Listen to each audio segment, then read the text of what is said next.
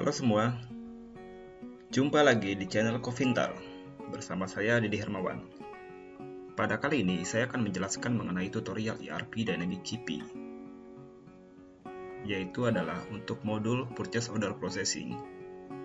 Di sini kita akan membuat purchase order, kemudian penerimaan barang atau receiving, kemudian barang tersebut datang dan terbitlah tagihan atau invoicing, lalu dilanjutkan dengan payment atau pembayaran. Oke, langsung saja kita mulai. Ini tampilan ERP Dynamic GP. Kita pilih menu purchasing. Untuk membuat PO, masuk ke bagian transaction, pilih purchase order entry.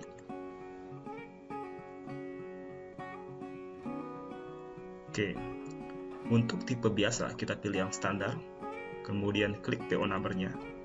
Maka nomornya akan running. Kita bisa tambahkan notepad di bagian sini. Ini ada notepad. Ataupun kalau kita mau attachment dokumen bisa klik ini. Nanti di sini kita bisa attach dokumen. Ya, for example, kita attach dokumennya, lampirannya. Misalnya kita mau lampirkan dokumen dari vendor, klik OK. Pilih attach.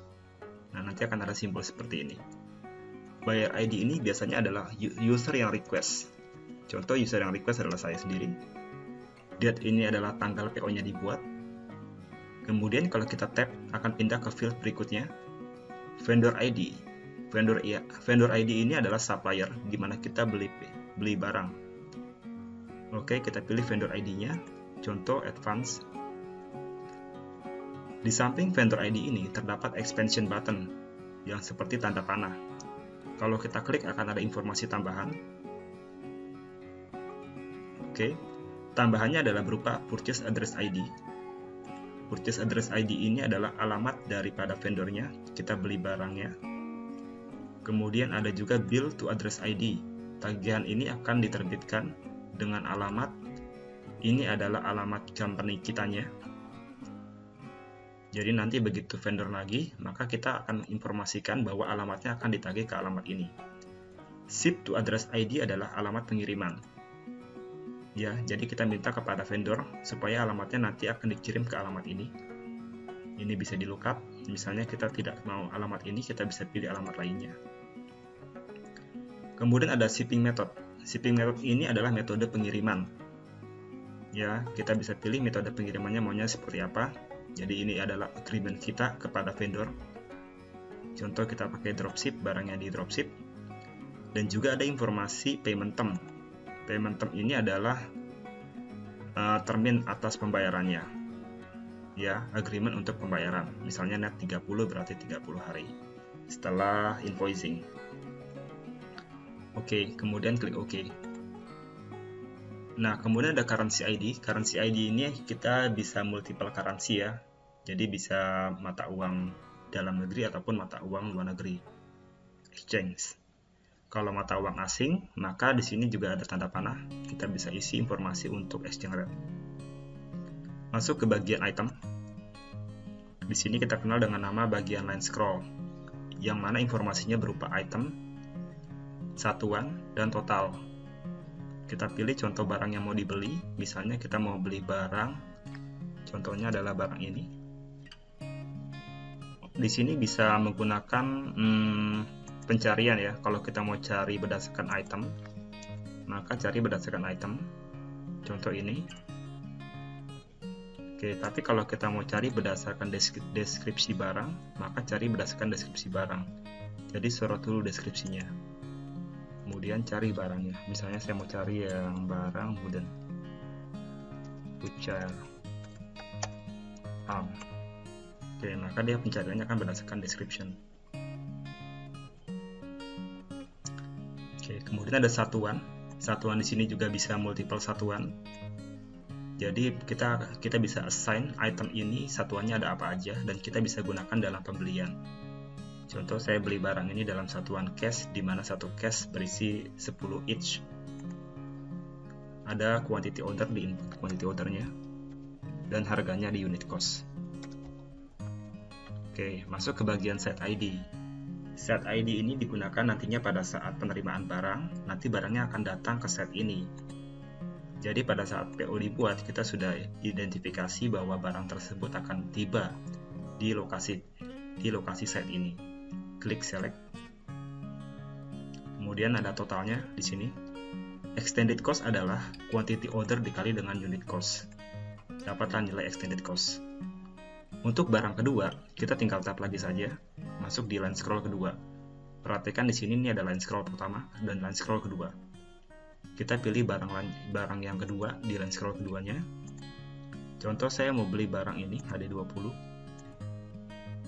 dengan satuan each. Saya beli 20 each. You enter quantity less than economic order quantity for. Oke. Dia ada informasi tambahan ya. Kemudian berapa harganya.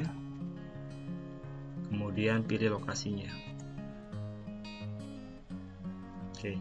Kalau muncul seperti ini, artinya adalah bahwa barang ini belum diregister ke lokasi ini. Karena dalam Dynamic GP ini perlu pengenalan lokasi atau assign site. Kita pilih add. Nanti akan muncul window-nya adalah item quantities maintenance. Cukup klik save. Maka nanti item ini akan dikenali dalam set ini. Ya, sehingga dapat di-maintain secara quantity pada set ini. Klik save. Oke, kemudian klik close. Oke, tap lagi. Nah, seperti ini. Kalau ada diskon, kita bisa tambahkan di thread diskon, maka diskon ini akan mengurangi subtotal. Contoh saya tambahkan diskon 20, maka totalnya menjadi 480. Kalau ada biaya tambahan seperti freight ya. Ini adalah biaya angkutnya, misalnya 50 US dollar, maka freight ini akan menambah nilai total ini. Jadi 530. Seperti ini. Oke, untuk print dokumen PO, klik print button, kemudian pilih purchase order, dan klik print. Kita bisa lihat hasilnya dengan klik report type-nya screen, klik OK. Nah, seperti ini tampilan dari print out purchase order. Ini totalnya di bawah. Oke, kita sudah selesai membuat PO. Selanjutnya kita buat penerimaan barang. Penerimaan barang sama di menu purchasing, kita pilih di bagian receiving transaction entry. Tipenya shipment karena terima barang, kemudian klik receipt number-nya, nomornya running, vendor document number ini nomor surat jalannya, contoh surat jalan 168. Ada date-nya, date ini tanggal kapan kita terima barang. Batch ID digunakan untuk menyimpan dokumen. Misalnya saya input batch ID Dedi. Kemudian vendor dokumen, vendor ID. Vendor ID-nya kita pilih. Tadi kita beli dari Advan. Dan juga mata uangnya ya. Nah, sampai sini kita nggak perlu capek-capek input ini. Kita tinggal klik saja auto receipt di bagian atas. Kemudian kita pilih PO-nya. Oke, di sini sudah merefer kepada transaksi sebelumnya, yaitu adalah item-item yang ada dalam PO ini. Caranya mudah, tinggal klik aja map all. Kalau kita terima barangnya parsial, bisa diketik di sini. Ya, contoh saya terima barangnya parsial untuk yang 20 ini saya hanya terima 10. Kemudian klik receipt. Nah, maka akan tampak seperti ini. Ya, yang di shipment berapa, kemudian yang di PO berapa. Di sini quantity yang di PO, quantity order. Ini quantity yang di shipment. Ya, quantity barang yang dikirim. Oke. Kemudian, agar dokumen ini bisa masuk dalam stok, maka dalam Dynamic GP kita mesti lakukan posting. Posting adalah pemindahan transaksi dari transaksi ke dalam buku besar. Ataupun secara stok juga bisa up to date kalau transaksi tersebut berkaitan dengan stok. Caranya adalah tinggal hapus batch ID-nya, kemudian klik post. Oke, setelah post kita close window-nya. Selanjutnya untuk invoicing kita bisa masuk di menu purchasing, pilih bagian enter match invoice. Nomornya running, Kemudian vendor document number ini kita isi dengan nomor invoice. Misalnya adalah invoice 1169. Invoice date ini adalah tanggal invoice-nya. Batch ID untuk simpan dokumen. Kalau belum ada, kita klik add, nanti disimpan batch ID-nya. Kemudian masuk ke bagian vendor, pilih vendornya. Oke, sampai sini juga kita nggak perlu isi di bagian line scroll, cukup klik auto invoice. Kemudian pilih PO-nya. Kemudian mark all. Di sini otomatis karena kita terima receiving-nya parsial, maka otomatis quantity invoice juga parsial, senilai 10. Ya, yang mana sebelumnya kita membuat PO senilai 20. Klik invoice button. Nah, akan tampak seperti ini. Perlu diperhatikan pada saat invoice, trade diskon ini tidak ikut ya. Jadi kita mesti isi lagi nilainya. Karena ini merefer kepada dokumen invoice pada saat invoice tersebut kita terima. Jadi syarat membuat dokumen ini adalah kita mesti terima dulu dokumen fisik dari vendor berupa invoice, baru kita input dalam sistem. Karena bisa saja terjadi perubahan agreement, misalnya trade diskonnya berubah atau mungkin rate-nya juga berubah. Oke, sebagai contoh di sini diskonnya ada 20, kemudian rate-nya jadi 30. Oke, sehingga total tagihan menjadi 360. Jika kita mau mengecek jurnal secara accounting-nya, kita bisa mengecek dengan distribution ini. Nah, ini adalah jurnal yang dihasilkan pada saat invoice ini terbit. Ya, ada trade diskon di kredit. Kemudian ada biayanya, ada biaya freight-nya ya. Tadi ada 30. Kemudian ada masuk AP-nya, nilai account payable atau tagihan invoice-nya.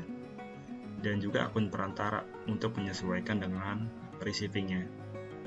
Ya, DCP menggunakan akun perantara untuk menyesuaikan atau untuk menyambungkan antara receiving dengan invoice, yaitu adalah accrued purchase.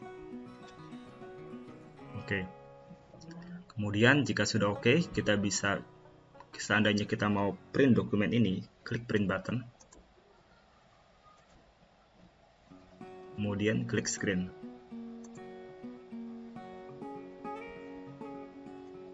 Ini adalah tampilan dari printout dokumen invoice edit list. Oke, jadi berupa informasi ya, lebih detailnya ini berupa informasi jurnalnya seperti apa, barang-barangnya apa. Di atas ini ada barang-barangnya, ini totalnya.